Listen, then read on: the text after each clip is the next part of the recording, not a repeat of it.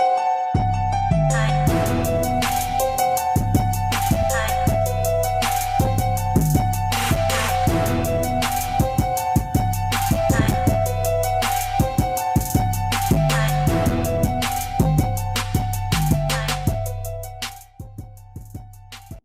tous et à toutes, bonjour.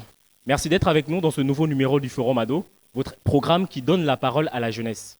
Cet après-midi, nous sommes au lycée Notre-Dame de Kouaben, 6 à lui, Libreville, au Gabon.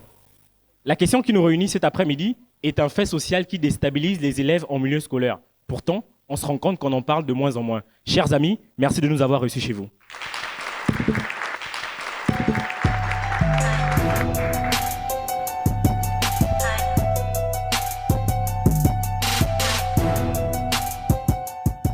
Vous l'avez bien compris, cet après-midi, nous parlerons du harcèlement en milieu scolaire. Et pour en parler, j'ai réuni avec vous 4 jeunes gens très intelligents. Chers amis, bonjour à vous. Bonjour. Bon, alors je ne sais pas comment ça se passe au lycée, mais aujourd'hui, quand même, comme les garçons sont mignons, honneur aux garçons. Alors, à ma gauche, on a monsieur Zé Mbira Jonathan, bonjour. Bonjour. Tu vas bien? Oui, je vais bien et vous? Ah, je me porte bien, merci pour la question. D'accord. Alors, toi, tu es assez bon en français et tu dis de toi que tu es photogénique Oui. et que tu aimes discuter. Oui, je suis très photogénique parce que j'aime bien les photos, c'est évident. Mais c'est pas tout, donc ça veut dire que si on te prend des photos là, tu sors bien Ah sans oui, reproche. à chaque fois. À chaque fois? Oui. Alors, c'est très bien. Alors, face à toi, tu as un camarade, c'est monsieur Rajumba Pierre-Jean, bonjour. Bonjour. Alors, toi, tu as 17 ans et je crois pas. Non, j'ai 17 ans. Tu as 17 ans sûr. Oui, C'est pas l'âge de l'école, non? c'est l'âge normal. L'âge normal. Oui. Alors, toi, tu es introverti et tu aimes bien la compagnie des gens. Oui, je suis introverti dans le sens où j'aime bien me ressourcer seul. J'aime bien être seul de temps en temps, c'est souvent très important. Mais ça n'exclut en rien que j'aime aussi la compagnie des autres et j'aime bien rester en groupe. Voilà. C'est très bien. Alors, à ma gauche, une charmante demoiselle, mademoiselle Avomo Owono Davila, bonjour. Toi aussi, tu as 17 ans. Oui, j'ai 17 ans. Alors, tu es très réservé, tu es timide et tu aimes beaucoup parler. Comment on Pardon? peut être timide et aimer beaucoup parler? J'aime beaucoup parler dans le sens où je suis entourée des personnes que je connais. Là, on entame un débat, un Avec des gens débat. que tu connais? Oui, les gens qui m'entourent, en fait, mon entourage, avec des personnes que je n'ai pas l'habitude de côtoyer, je me sens un peu intimidée, en fait. C'est très bien. Avec la présence de tes camarades, je crois que tu te sentiras mieux. Face à toi, une jeune demoiselle qui aime aussi beaucoup parler, c'est Dilingui Walen Waris. Bonjour. Ça va, Wally? Ça va. Alors, tu as également 17 ans. Tout le monde a 17 ans sur ce plateau. Tu es très souriante, ça se voit. Et tu aimes beaucoup les gens, c'est vrai? Oui, c'est sûr. Je suis quelqu'un d'ouverte, je parle avec tout le monde, je suis souriante. Voilà, c'est ma personne. Alors aujourd'hui, nous parlons du harcèlement en milieu scolaire. Et un philosophe le disait, la connaissance des mots conduit à la connaissance des choses. Est-ce que quelqu'un dans le public peut nous définir, par exemple, qu'est-ce que c'est le harcèlement, s'il vous plaît? Je m'appelle Calix. Ok. Pour ma part, le harcèlement, c'est l'oppression dont un individu est victime. Tout simplement. Quelqu'un peut peut-être renchérir sa définition. Autre chose? Je m'appelle Cristal et pour moi, le harcèlement, c'est une conduite abusive qui, par des gestes ou un comportement, vise à pourrir la vie de quelqu'un. Très belle définition. Il y a une courageuse qui veut ajouter quelque chose? Non? Alors nous continuons avec nos amis sur le plateau. Le harcèlement au milieu scolaire, Johan, dis-nous, est-ce que c'est un thème qui aujourd'hui a sa place? Est-ce qu'on a raison d'en parler? Oui, le harcèlement au milieu scolaire, on a raison d'en parler parce que c'est réel, c'est quelque chose qu'on vit dans les établissements, dans les écoles. Les élèves sont toujours sujets à toute forme de harcèlement en fait. Donc, Wally, tu veux ajouter quelque chose? Parler du harcèlement, c'est dénoncer et surtout, c'est sauver plusieurs vies parce qu'il y a peut-être des gens qui subissent des harcèlements mais ne peuvent pas en parler. Donc, le fait d'être rassemblés ici pour parler de ça, c'est instructif. Et quels sont les types d'harcèlement qu'on rencontre par exemple au lycée? Bon, au lycée, il y a les types d'harcèlement. Il y a l'harcèlement physique qui oppose deux personnes, bon, un agresseur et une victime, et l'harcèlement moral. Ah, et là, quand tu parles d'harcèlement moral, ça me fait penser à Johan. Oui. Johan, tu nous faisais savoir, lorsqu'on faisait le casting de cette émission, que tu as été victime de moquerie. Comment tu l'as vécu? bon, un peu plus tôt, dans le début de mon apprentissage au lycée, Ok. comme on peut le voir, je suis de forte corpulence, mais avant c'était... Bah, tu peux te lever, peut-être qu'on ne voit pas bien. Ok. Voilà. Avant, vraiment, pour dire les choses simplement, j'étais très gros et j'étais un peu sujet aux moqueries, souvent même à la mise à l'écart de mes camarades.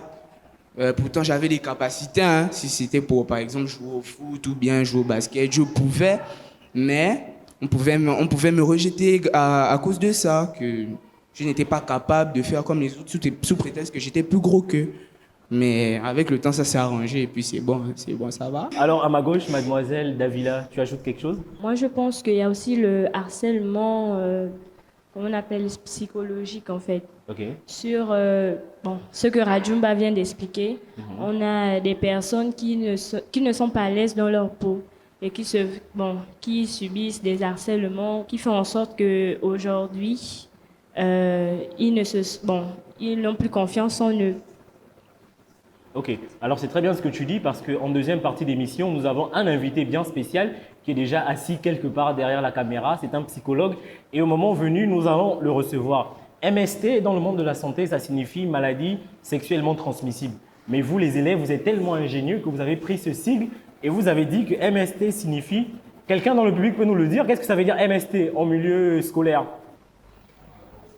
En milieu scolaire, MST signifie moyenne sexuellement transmissible. Tu me rappelles ton prénom, s'il te plaît? Cristal. Cristal. Alors, c'est très bien dit, les amis, les moyennes sexuellement transmissibles. Jonathan, dis-nous, lorsque tu entends parler de ça, est-ce que c'est une réalité? Comment ça se passe au lycée ou ça n'arrive pas aux hommes? C'est exprès que je commence par un garçon. Bon, Les filles ont beaucoup à dire. bon pour moi, j'ai toujours trouvé que ce phénomène était un mythe. Parce que j'ai jamais vraiment entendu parler de ça, donc je ne peux pas vraiment donner mon avis sur le sujet. Ok, on va voir Wally, elle va casser le mythe aujourd'hui. Wally, moyenne sexuellement transmissible, c'est un sigle qui a été inventé par les élèves, c'est dire que c'est une réalité. Comment on en arrive là?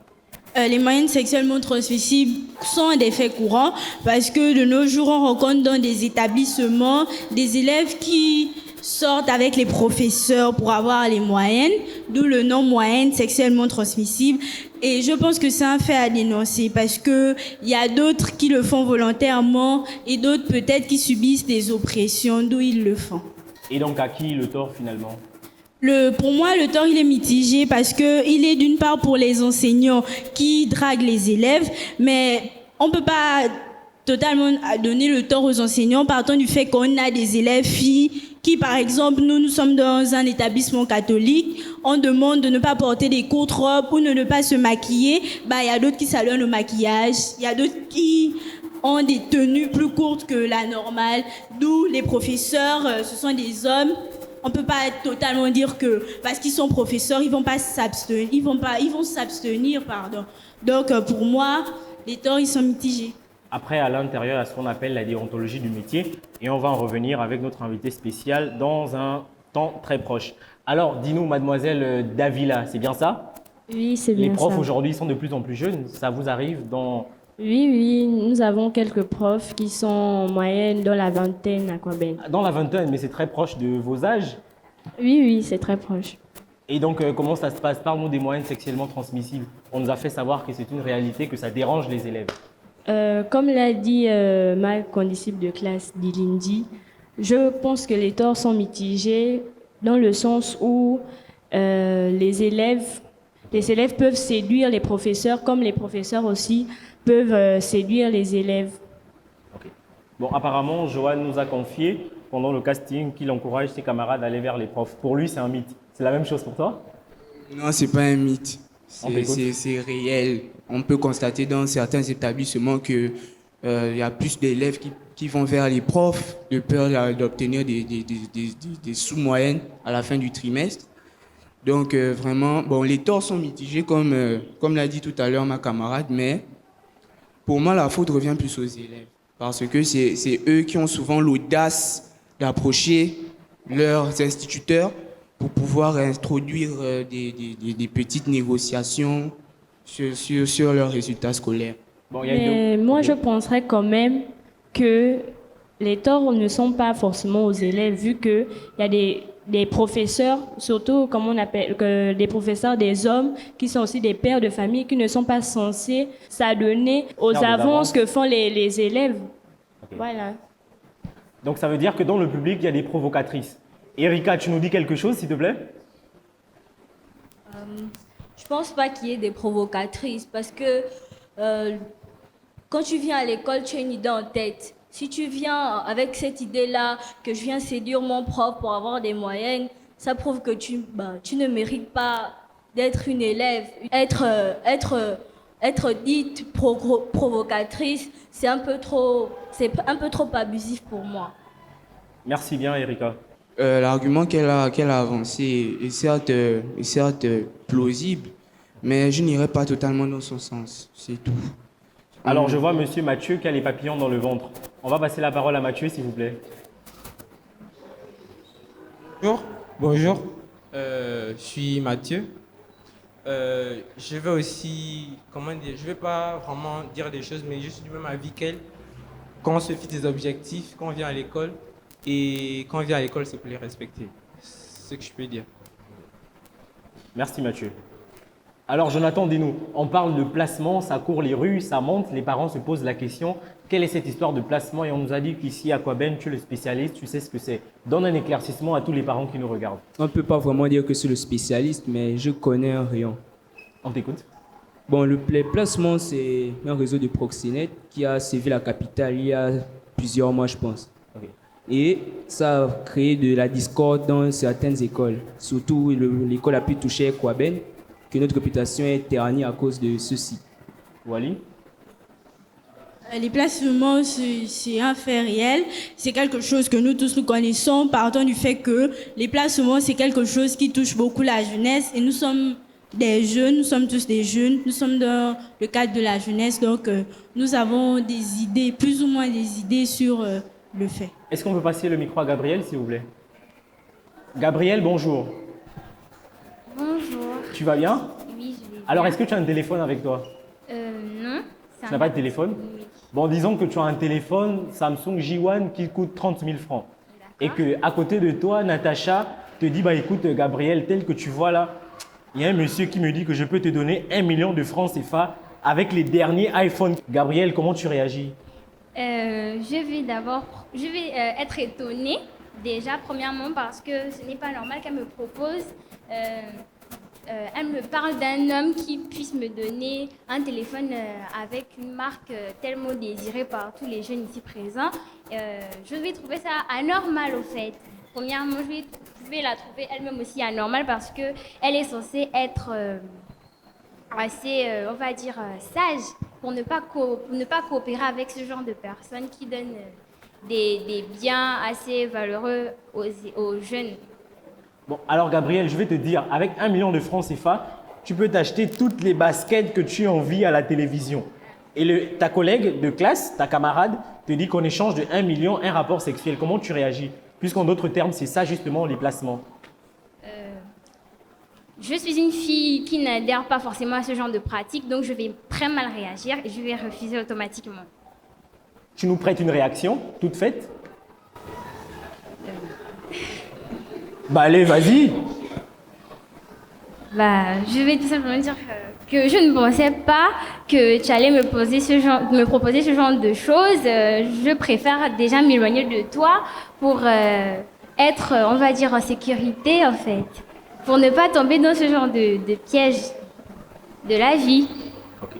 Bon, apparemment, je vois Cristal qui dit qu'elle va accepter l'argent. On peut passer le micro à Cristal, s'il vous plaît?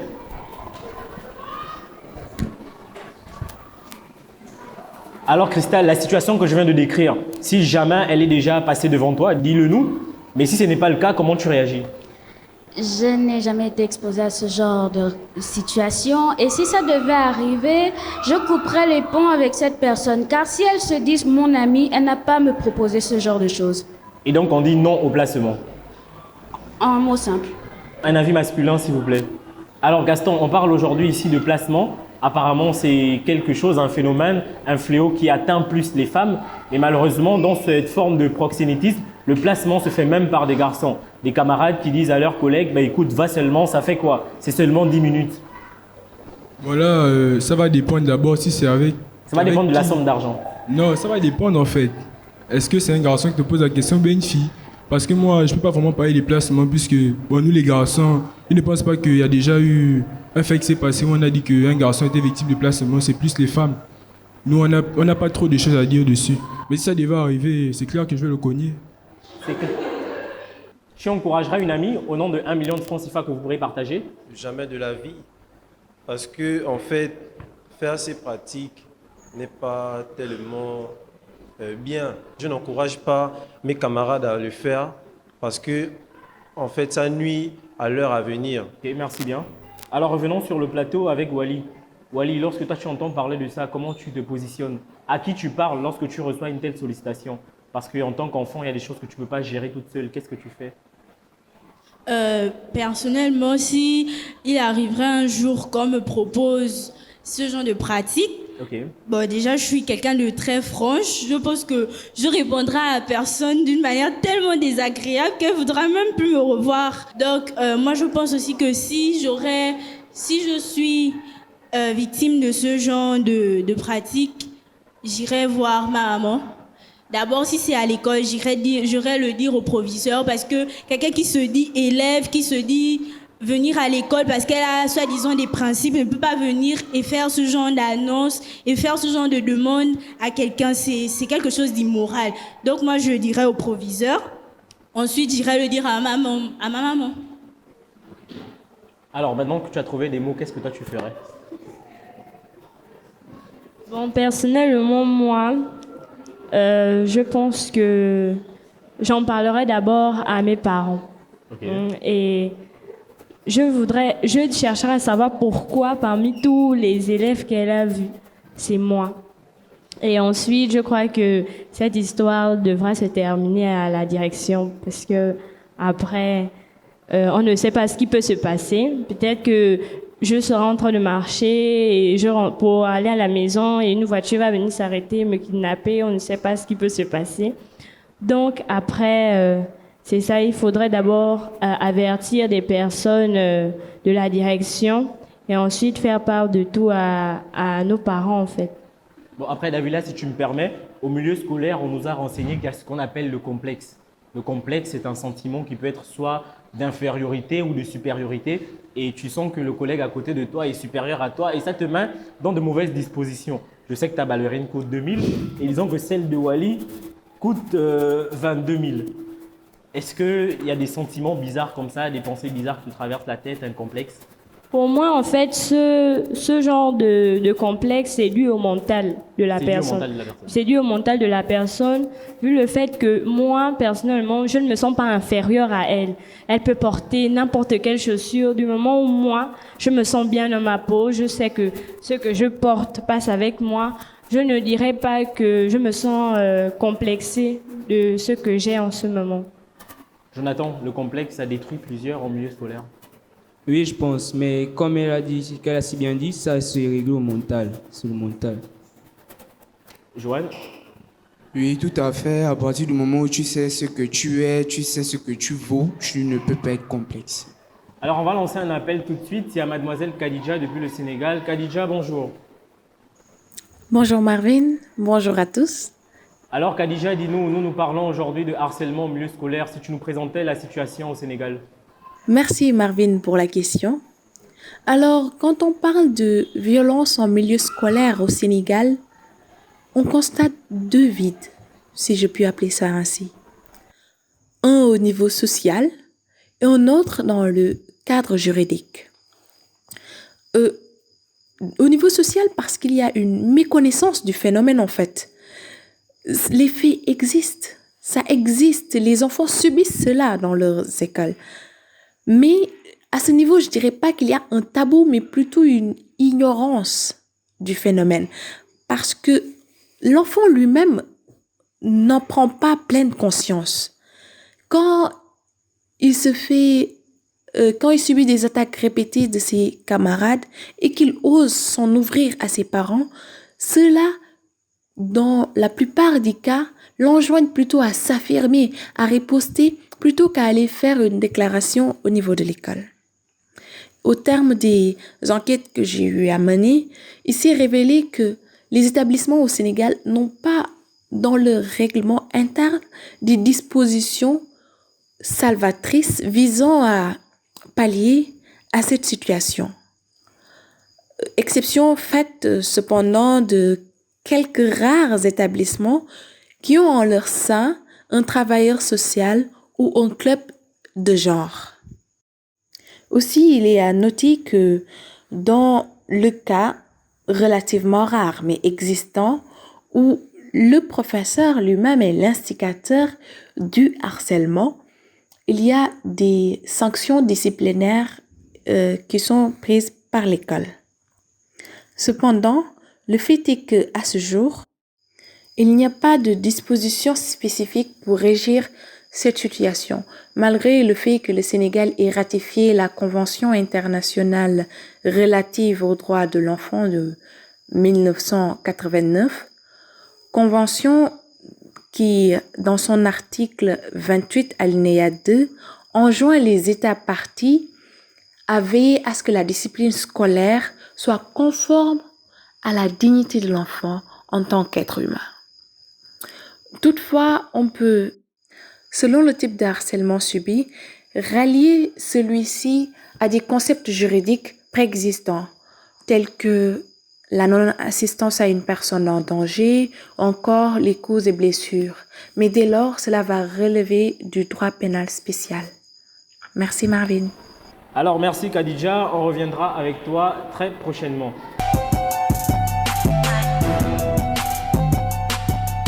Alors nous l'avons annoncé, il est là, Monsieur Obion Médard, sous vos applaudissements s'il vous plaît.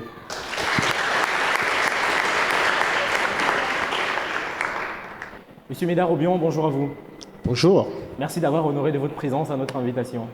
C'est moi qui vous remercie et c'est surtout un plaisir pour moi de m'adresser à cette si belle jeunesse. Alors de formation, vous êtes psychologue, qu'est-ce que vous dites aux enfants lorsque vous les rencontrez? Alors lorsque je suis face à un enfant, je lui parle d'abord de son avenir. Ok. Systématiquement, et je lui fais comprendre que son avenir, c'est lui-même et personne d'autre. Malgré tout ce qu'on peut mettre à sa disposition, c'est lui qui décide de qui il veut être et de ce qu'il veut être. Donc systématiquement, ce sont les mots qu'il faut leur dire et ce sont les mots, c'est ce qu'on doit leur adresser comme message. Parce qu'aujourd'hui, lorsqu'on parle de la jeunesse, très souvent les gens pensent que c'est quelque chose qui viendra hors du jeune lui-même. C'est d'abord le jeune qui se construit et ensuite il doit se construire avec ce que la société met à sa disposition. Et quand je parle de la société, je parle de la cellule familiale, je parle de l'institution scolaire, je parle de l'environnement global, je parle de l'État, je parle du pays de manière générale, je parle de sa culture, et on l'a souligné ici, je parle de ses valeurs, dont les valeurs morales, etc. Voilà l'ensemble des éléments qui font en sorte qu'un jeune puisse se poser les bonnes questions, c'est-à-dire qui je suis, qu'est-ce que je veux, où je vais, et comment je me déplace pour atteindre mon objectif. Et enfin, c'est quoi le but de mon existence en tant qu'élève et en tant que jeune. Monsieur Ghislain Obion, le harcèlement, c'est une réalité en milieu scolaire. Quelle est la responsabilité de l'école, notamment des enseignants que vous êtes, du corps administratif? Quelle est votre responsabilité à l'intérieur? Alors, c'est une réalité et en n'en point douter, nous ne pouvons la nier. Okay. C'est une réalité, elle est vraie. En termes de responsabilité, je me dirais que c'est une responsabilité que nous, en tant que formateurs, en tant que pédagogues, nous devons assumer et gérer. Quand je dis responsabilité que nous devons assumer et gérer, ça ne voudrait pas dire que nous devons poser un certain nombre d'actes qui vont à l'encontre de la déontologie qui est la nôtre. Non. Ce qu'il nous faut nous faire, c'est faire comprendre à cette jeunesse la réalité de l'environnement dans lequel ils évoluent. Okay. Comprenez? Parce que ça ne sert à rien de penser qu'il n'y a pas un certain nombre d'actions qui peuvent empêcher l'avenir d'un enfant d'être compromise. Comprenez? Il y a des choses qui sont faites. Il y a des actions qui sont posées en milieu scolaire qui sont négatives. D'accord? Il y a des choses négatives. Et il faut amener ces enfants à prendre conscience de cette réalité. Et c'est le rôle normalement qui est le nôtre. Au-delà des aspects pédagogiques, purement pédagogiques et autres, il y a également cet aspect moral.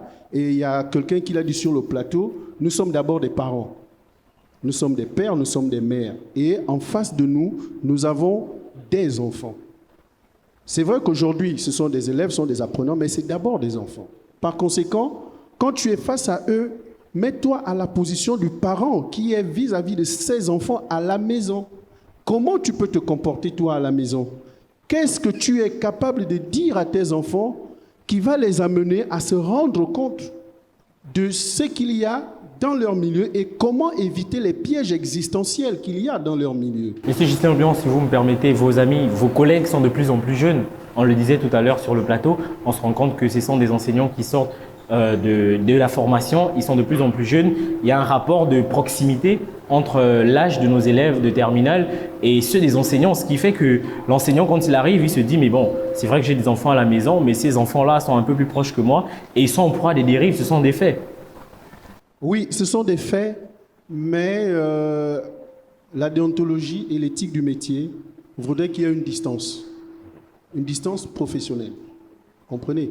Ce n'est pas parce que je suis dans une classe de terminale où j'ai des élèves de 17, 18, encore que, bon, c'est vrai qu'il y a beaucoup d'enseignants qui sortent de plus en plus jeunes. Moi-même, parfois, lorsque je suis face aux élèves, je me remémore un tout petit peu mes années 6e, 5e jusqu'en terminale. Je pense que l'enseignant que j'ai eu, qui pouvait un tout petit peu sembler jeune, l'écart pouvait être de 20 à 25 ans. Donc nous, on a connu des enseignants qui étaient parfois des grands-pères. Comprenez? Or, aujourd'hui, le monde est dynamique, il évolue. De plus en plus, il y a des jeunes qui sont dans les établissements secondaires.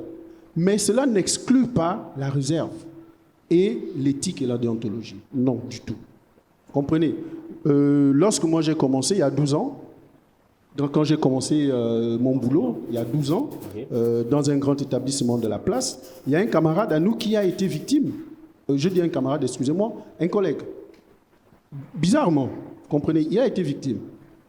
Il a résisté, mais il a fait l'objet de menaces. Voyez un tout petit peu. Donc, c'est une question de déontologie et d'éthique. Et lorsque nous suivons notre formation, on nous dit qui est l'enseignant et qui est l'apprenant et le type de relation qu'il doit y avoir entre nous. Ce qui fait qu'il y a cette distance qui est là. Je suis là pour t'accompagner dans ta formation intellectuelle, spirituelle, morale, parfois physique et physiologique. Je t'accompagne. Mais ça ne veut pas dire qu'en t'accompagnant, d'accord, je dois aller au-delà de ma mission régalienne. Non, ce n'est pas cela. Donc, beaucoup d'enseignants sont conscients, beaucoup d'élèves également, et il faut qu'il y ait justement cette relation de proximité, plutôt cette relation distante entre l'enseignant et l'élève, et que chacun sache exactement quelle est sa place. Monsieur Obion, entre élèves, ils ont tendance à se chahuter, à se frustrer entre eux. On a écouté tout à l'heure Monsieur Rajumba, c'est bien dit? Voilà, Monsieur Rajumba qui essayait de nous décrire un peu une situation qu'il a vécue des années antérieures. Et puis, il était frustré, il était mal et le gars, les gros, généralement, au lycée, ils briment les autres. Maintenant, vous, en tant que psychologue, comment vous appliquez votre cure sur un élève qui est frustré? Alors, la première des choses qu'il faut comprendre, c'est que, de manière générale, la violence, ça a toujours existé. C'est un phénomène qui est présent en milieu scolaire. Et suscité par ce genre de... Et il y a plusieurs formes de violence, d'accord? Maintenant, il y a également ce qu'on appelle la stigmatisation. Et lui, c'est de ça dont il a été victime. C'est-à-dire une espèce de rejet des autres du fait de ton physique, par exemple. Vous voyez un tout petit peu. En milieu scolaire, difficilement, on comprend que l'autre n'est pas forcément moi et que l'autre n'est pas obligé d'être comme moi. Vous voyez un tout petit peu. Certains peuvent le comprendre et d'autres non. Donc, il y a également ce phénomène et parfois même les élèves le font de manière involontaire. Parce que, bon, ben, ils se disent non, mais tu n'es pas comme nous, on ne veut pas, des choses comme ça. Vous voyez, tout à l'heure, il disait qu'il avait des capacités en sport, en football et au basketball, mais du fait de sa grosseur à l'époque, les autres estimaient que c'était plutôt un handicap. Vous voyez, ça, lorsque ses camarades l'ont pensé, je suis sûr que ce n'était pas forcément pour le blesser. C'était peut-être parce qu'il se disait qu'il faut avoir un corps assez particulier pour faire un effort physique et que quelqu'un qui est assez d'un gabarit un peu plus imposant, il n'a pas assez de capacité. Parfois, ça se fait de manière involontaire, mais parfois, ça se fait également de manière volontaire. Donc, c'est autant de situations qu'il faut gérer et amener les enfants à se rendre compte de ce pourquoi ils sont dans l'école. Ils sont d'abord là pour apprendre et pour préparer leur avenir. Et qu'en préparant leur avenir, ils viennent seuls, mais ils viennent créer une seconde famille. Vous comprenez un peu? C'est-à-dire, quand on part de la maison, on est seul. Mais quand on arrive à l'école, on s'additionne, on mutualise avec ses camarades. Parce que tu ne peux pas évoluer de la 6e en terminale tout seul. Dans ton coin, ce n'est pas évident. Vous comprenez un tout petit peu? Rien que le fait d'être dans une salle de classe, ça te confond déjà. Donc, il y a cette prise de conscience que les élèves doivent également avoir, c'est-à-dire, l'autre n'est pas moi, il est lui, je suis moi, mais nous sommes nous. Comprenez? Donc, il y a ce pluriel-là que les enfants doivent également apprendre à conjuguer. Oui, un tout petit peu. Okay. Alors, Monsieur Bion, avant de prendre 2-3 questions du public, je voudrais quand même encore m'asseoir sur vraiment la responsabilité de l'école. La responsabilité de l'école, pourquoi? Parce que les élèves, généralement, en rentrant à la maison, le parent allait chercher l'argent de 7h à 19h. Quand il rentre, c'est manger, la fatigue. Il ne prend pas le temps de discuter avec l'enfant, de savoir qu'est-ce qui s'est passé, quelles sont tes frustrations. Et finalement, vous, les conseillers pédagogiques, les psychologues, je veux dire, vous êtes vraiment les parents des enfants au milieu scolaire. C'est auprès de vous vraiment que ces enfants doivent pouvoir se recueillir. Voilà, c'est auprès de vous que ces enfants doivent pouvoir se confier. Mademoiselle Wali, quel est votre rapport avec les psychologues à l'école? Est-ce que vous estimez que l'accompagnement est là? Est-ce que… Je vous écoute. Personnellement, j'ai jamais eu à côtoyer un psychologue. En même temps, les psychologues dans les écoles, on ne peut pas totalement dire qu'ils font leur travail, partant du fait qu'il y a certains psychologues qui, je dirais, attaquent les élèves. C'est-à-dire qui ne se laissent pas approcher, okay. Qui ne laissent pas le temps à l'élève de discuter, de s'exprimer, sans pour autant le juger. Il y en a d'autres qui frustrent les élèves par leur façon de faire. Johan, si on revenait sur ton expérience, bon, tu t'es confié à qui déjà lorsque tu vivais ça? Bon, moi, je n'avais pas tellement besoin de me confier à quelqu'un dans la mesure où j'ai dit tout à l'heure que je suis introverti de nature. Donc, ça, je préférais que ça m'affecte seul parce que le fait d'en parler, ça pouvait être perçu comme une sorte de faiblesse et je n'aime pas paraître faible. Donc, voilà.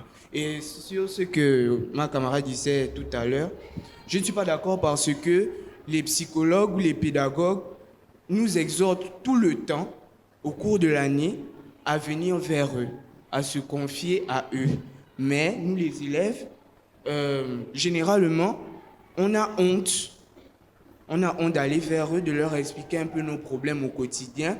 Et je trouve que c'est très regrettable parce que dans le contexte que tu venais d'énoncer tout à l'heure, où un parent part chercher l'argent le matin, il rentre le soir, il est fatigué, il n'a pas le temps de passer du temps avec ses enfants, il n'y a qu'aux membres de l'administration ou bien aux pédagogues qu'il peut s'exprimer, qu'il peut parler librement. Et malheureusement, nous les élèves, on n'a pas souvent cette capacité-là. Monsieur Bion, avant de vous revenir, on va peut-être prendre 2 questions dans le public pour monsieur le psychologue. Oui. Le micro est par où, s'il vous plaît? Vous pouvez lui envoyer le micro. Je m'appelle Libadi Grace Marie-Cassandra, je suis en classe de seconde LE2.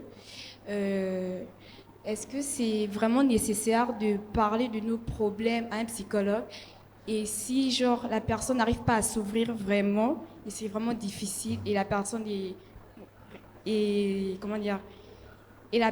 vraiment timide, vraiment ne peut pas parler à une personne parce que la personne a peur de la réaction du psychologue en période. Vous répondez ou on prend une autre question? On vous écoute. Merci Grace pour ta question. Alors, c'est nécessaire et utile. Comprenez? Parce que l'élève ne peut pas mesurer le poids de la pression qu'il subit. Parfois, vous vivez des choses, d'accord? Et vous avez du mal à en parler, ça vous affecte. Vous comprenez? Ça vous détruit. Vous savez, garder sur soi, garder pour soi ses problèmes, c'est s'auto-flageller, c'est s'auto-détruire. Surtout lorsqu'on est jeune. Et ça va affecter votre morale, ça va affecter votre mental, et vous allez adopter des comportements qui, parfois, vous deviendrez parfois agressifs. Comme vous voyez un tout petit peu. Vous deviendrez désagréable. À la maison, les parents ne vont pas vous connaître, vos camarades également. Mais Pourquoi est-ce que l'institution scolaire a mis en place le corps des conseillers d'orientation psychologue? Mais c'est simplement parce que lorsqu'on est apprenant, et pour la petite histoire, même les enseignants également doivent consulter les conseillers d'orientation psychologue. Lorsqu'on est apprenant, il n'y a pas que l'aspect pédagogique qui vous concerne, c'est-à-dire les cours que vous venez prendre. Vous partez de chez vous, vous recevez un certain nombre d'enseignements, vous repartez chez vous, vous étudiez les leçons, lorsqu'il y a évaluation, vous venez composer, etc. Il y a ce qu'on appelle également l'aspect psychopédagogique, c'est-à-dire cet accompagnement, cette aide-là, qui va porter non seulement sur l'orientation, mais sur l'encadrement psychologique de l'apprenant. Et chaque apprenant devrait, je dis bien devrait, fréquenter le service de psychologie de son établissement pour multiples raisons. Et pour le cas d'espèce, lorsque vous avez des choses qui vous submergent, le mieux, c'est de vous confier à une personne tierce. Parce que parfois, on peut avoir de la réserve pour les parents, on peut avoir de la crainte pour les parents. Nous avons nos outils de travail. Nous savons comment est-ce que nous pouvons susciter de la confiance auprès d'un apprenant pour qu'il s'ouvre et pour qu'il nous dise ce qu'il vit. Vous comprenez? Mais ce qu'il faut également comprendre, c'est que le conseiller d'orientation n'est pas systématiquement présent dans la salle de classe comme l'enseignant. C'est pour ça que beaucoup, parfois, pensent qu'ils ne sont pas dans l'établissement alors qu'ils sont dans l'établissement. Donc, il faut fréquenter les services de psychologie. Rapprochez-vous de vos conseillers d'orientation psychologue. Il y en a ici. Ils sont là pour vous. Ils sont là pour vous écouter. Ils sont là pour vous aider à gérer vos problèmes, vos difficultés. Ils sont là pour vous aider à comprendre les cours. Comprenez? Même les cours qu'on vous donne. Le conseiller d'orientation a la capacité de vous montrer les méthodes et les stratégies pour que vous puissiez comprendre tous les cours que vous recevez. Mais si vous n'allez pas le voir, il ne saura pas que vous avez cette difficulté, si vous comprenez. Donc, c'est nécessaire de les rencontrer. Ouvrez-vous à eux. Nous avons ce qu'on appelle le secret professionnel. C'est-à-dire, lorsque nous recevons un enfant en entretien individuel, personne ne doit savoir que nous l'avons reçu. Personne ne doit le savoir. Mais au cours de la thérapie qu'il va y avoir auprès de cet apprenant, il pourrait arriver que nous soyons obligés de rentrer en contact avec les parents. Parce qu'un enfant n'est pas un élément seul dans un environnement. L'enfant est un tout. Et les éléments qui accompagnent l'enfant en dehors de l'école, ce sont les parents. Donc lorsque vous vivez une situation, il peut arriver que nous soyons obligés d'informer les parents. Il peut même arriver que l'enfant se retrouve victime du milieu familial, de la cellule familiale. Le problème peut provenir de son environnement direct, donc de la famille. Vous comprenez?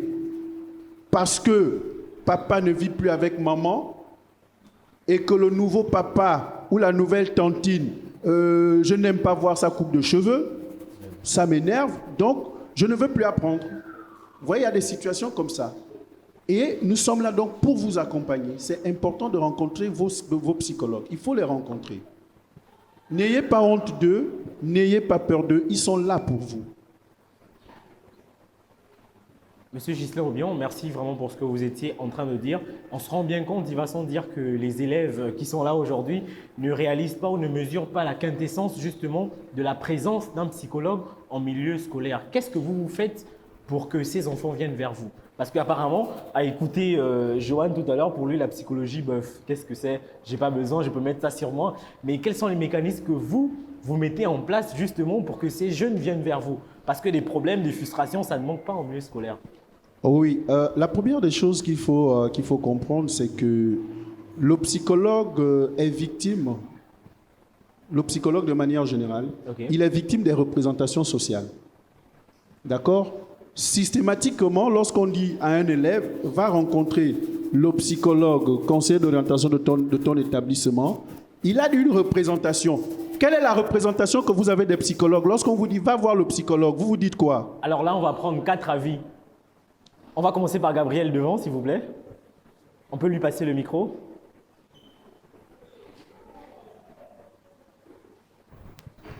Alors, si moi on me demande d'aller voir un psychologue, je vais penser qu'on me prend pour une folle, parce qu'en général, les élèves ont tendance à dire que toutes les personnes qui se rendent chez les psychologues sont des fous ou des personnes atteintes mentalement. On va prendre une intervention supplémentaire. Tout au fond, la dernière personne derrière.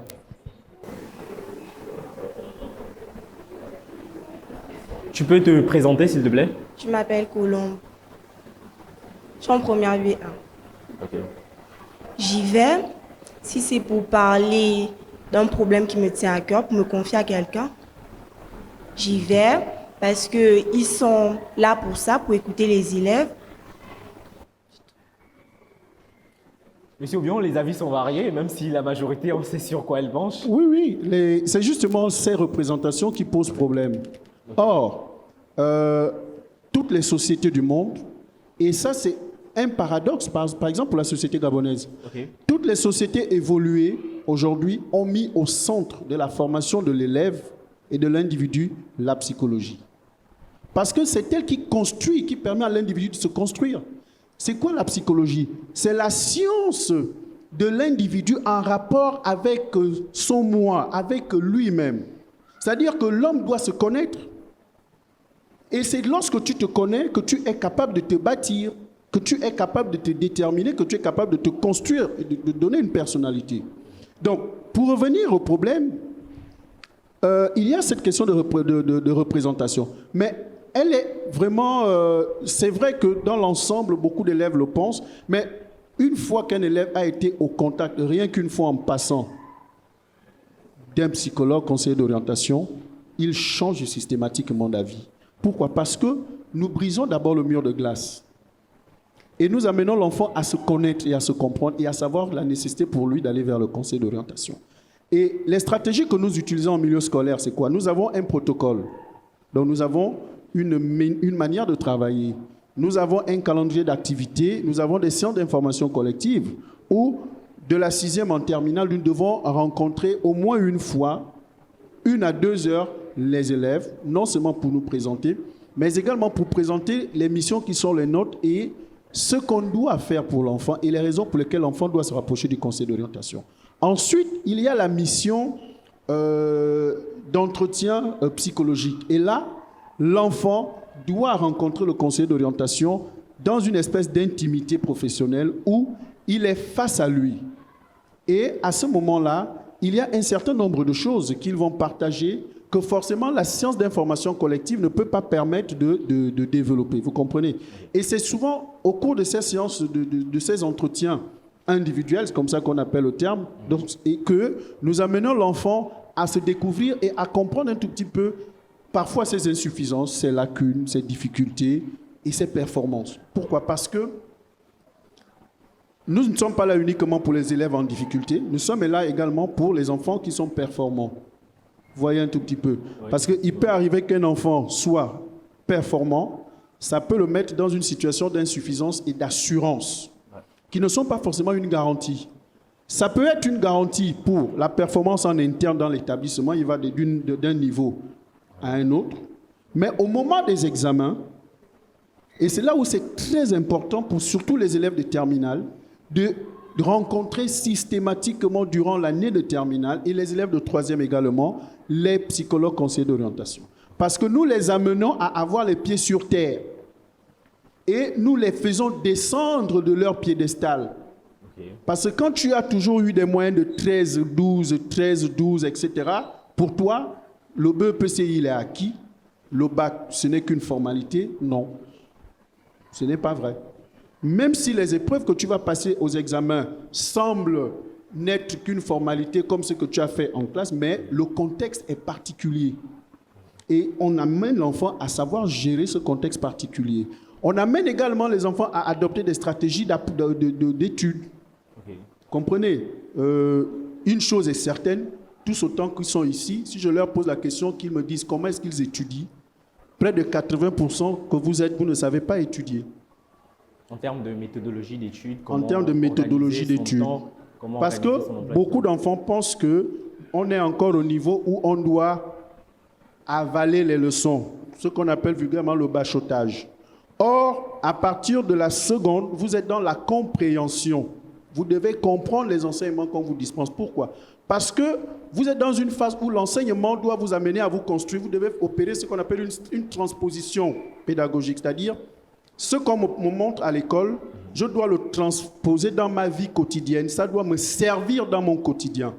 Et à ce niveau-là, ce n'est pas en bûchant une leçon que tu pourras le faire. C'est en comprenant la leçon. Vous voyez qu'il y a une nuance entre retenir une leçon et comprendre une leçon. Effectivement. Et c'est quand tu as compris la leçon que tu es capable de la restituer et d'avoir de bonnes performances et de parler même de cet enseignement. Donc il y a ces stratégies que nous donnons. Je crois que etc. la leçon du jour, sinon il y en a plusieurs, la leçon du jour, c'est d'avoir compris justement l'importance du psychologue dans le milieu scolaire. Et je crois qu'après ce numéro, ils seront nombreux qui viendront vous solliciter. Alors Wally, ici on parle maintenant des conséquences justement du harcèlement au milieu scolaire. On a parlé de brimade, on a parlé de mise à écart, de moquerie. Quelles sont ces conséquences sur vous? Puisqu'aujourd'hui on donne la parole à la jeunesse. Si on devait parler des conséquences d'harcèlement au milieu scolaire, moi je dirais que ça peut avoir, pas ça peut, ça a un impact après dans la vie future. Dans la mesure où, après, par exemple, si on est victime d'harcèlement, comme par exemple ce que Johan a vécu, et qu'on ne le prend pas, on n'a pas la même personnalité que lui, donc on ne le prend pas de la même manière que lui, après ça démoralise. C'est-à-dire ça, d'abord le harcèlement c'est pour attaquer l'estime de soi, de la personne. Donc ça attaque l'estime d'autrui. Et d'où après ça détruit l'image que la personne peut avoir d'elle. Et pour les personnes qui ne le prennent pas bien, après la vie future, on peut peut-être ne plus avoir d'ambition, ne plus se projeter dans l'avenir, vouloir même, d'autres peuvent aller jusqu'à se suicider. D'autres vont jusqu'au suicide. Donc c'est quelque chose de très grave. Jonathan? On peut pas dire que c'est forcément méchant, mais l'harceleur cherche à soulever un besoin de domination sur quelqu'un parce qu'il veut se faire apparaître par ses camarades comme un dur et ouais, ça peut avoir un impact sur sa scolarité. Par exemple, l'harcelé peut décider d'arrêter l'école, dans les cas extrêmes, se suicider, comme l'a dit mon ami Wallen. Il y a quelqu'un qui m'a confié dans le public qu'il a perdu une amie comme ça parce que justement, elle avait un poids qui pesait sur ses épaules et elle s'est rapprochée du conseiller du psychologue et elle a demandé à pouvoir avoir un rendez-vous. Et le psychologue lui a dit « Ah non, excuse-moi, j'ai pas assez de temps, on se verra certainement demain. » Et justement, demain, cette demoiselle n'a jamais vu ce demain-là. Johan, on va terminer avec toi. Oui, si tu permets, okay. Nous sommes disponibles pour les apprenants à 100%. Normalement... Vous vous sentez interpellé, M. Obion? Oui, je me sens interpellé simplement parce que, comme je vous ai dit, moi j'ai commencé il y a 12 ans. Okay. Et l'établissement dans lequel j'étais en fonction, j'avais mis une note et j'avais dit à mes collègues, mes collaborateurs, on est disponible pour l'enfant. Peu importe le moment, même à la maison, okay. Si un élève t'appelle, tu réponds. Il n'est pas question de remettre à demain une consultation lorsqu'un enfant se présente à toi. Ce qui fait que j'avais exigé que tous mes collègues mettent leur contact direct et que personne ne ferme son numéro de téléphone. Et mon service à l'époque était resté ouvert systématiquement. Vous comprenez? Parce que l'enfant qui vient te voir, tu ne sais pas justement ce qu'il vit. Et ça m'interpelle parce que pour le collègue en question, c'est une faute professionnelle. Et nous n'avons pas le droit. Nous n'avons pas le droit de commettre ce genre d'erreur professionnelle. C'est grave ce qui s'est passé, malheureusement. Johan, parlons des conséquences du harcèlement avec toi. Bon, pour moi, le harcèlement peut avoir pour conséquence le changement de personnalité, surtout. Parce que si de base tu es par exemple une personne très joyeuse, très gaie, à cause des moqueries des autres, tu peux devenir méchant, tu peux devenir agressif, tu peux peut-être devenir même presque antipathique aux autres. Donc vraiment, pour moi, c'est l'aspect le plus important, qu'on ne force pas les autres à devenir des gens qu'ils ne sont pas, en fait. Voilà, c'est tout. Monsieur. Ce que je peux dire, c'est que parfois, celui qui vous harcèle est lui-même une victime. Oui, ça va peut-être vous choquer. celui qui vous harcèle, celui qui vous brime, celui qui se comporte de manière désagréable vis-à-vis de vous, peut-être que c'est un message de désarroi qu'il lance. Est-ce que vous comprenez? C'est pour cela que nous prenons ces cas, nous les prenons avec beaucoup de tact. Vous comprenez? Nous les prenons avec beaucoup de tact. Pourquoi? Parce que les enfants ont diverses manières de s'exprimer. Okay. Comprenez? Ils ont des manières qui leur sont propres de s'exprimer. Celui qui veut vous faire état de son désarroi, parfois il peut l'exprimer tout en étant désagréable. C'est une interpellation. Mais si nous les adultes, nous ne percevons pas ce message subliminal qui ne reflète pas réellement l'acte que l'enfant pose, nous commettons des erreurs d'appréciation et nous les jugeons. Et c'est pour ça que nous, les adultes, nous n'avons pas à porter un jugement sur les élèves, par exemple. Nous, les encadreurs, nous n'avons pas à porter un jugement systématique sur les élèves. Nous devons les interpeller pour comprendre les raisons de tel ou tel agissement. Et ce n'est qu'à ce moment qu'on est susceptible de déceler ou diagnostiquer le problème réel. Donc, celui qui harcèle, s'il s'agit des élèves, par exemple, entre eux, c'est parfois un message de désarroi. C'est à nous, adultes, de saisir ce message-là. Monsieur Obion, on va peut-être terminer par cette question de notre jeune homme. Il va se lever, il va poser sa question. On va terminer par ça.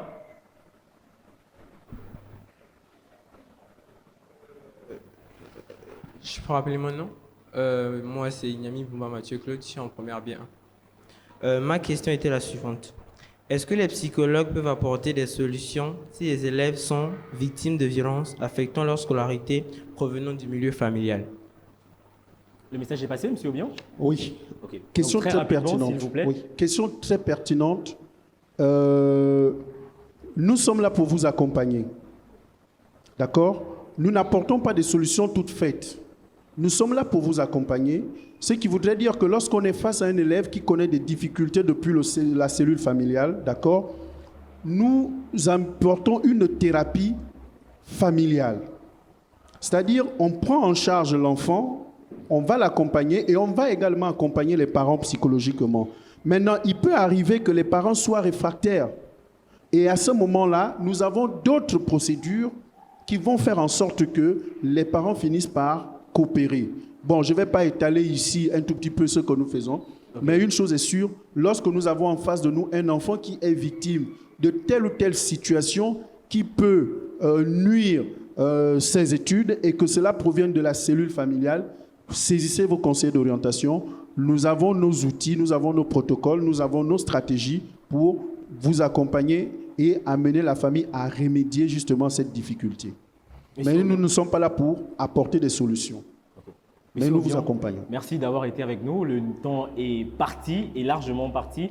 Et on va se donner un rendez-vous peut-être pour très prochainement parce qu'on se rend compte que le travail qui est le vôtre a vraiment sa place en milieu scolaire. On était avec monsieur Jonathan Bira, cher ami. Merci d'avoir été avec nous. C'est comme ça qu'on se salue, tu me l'as dit. Avec toi, monsieur Rajumba Pierre-Jean, merci d'avoir été avec nous. Et finalement, la demoiselle Wali Lindi Wallen, merci d'avoir été avec nous, cher ami. Et vous, les femmes, on vous baisse des pommes. Nous étions également avec mademoiselle Avomo Owono Davila. Merci d'avoir été avec nous, cher ami. Merci aussi à vous d'avoir permis que cette conférence ou ce débat ait lieu. Et finalement, la timidité est tombée. Pas vraiment, mais bon, ça va. C'est très bien. Alors, merci d'avoir tenu avec nous cette cinquantaine de minutes. Nous étions en compagnie des élèves de Notre-Dame de Kouaben. Non au harcèlement.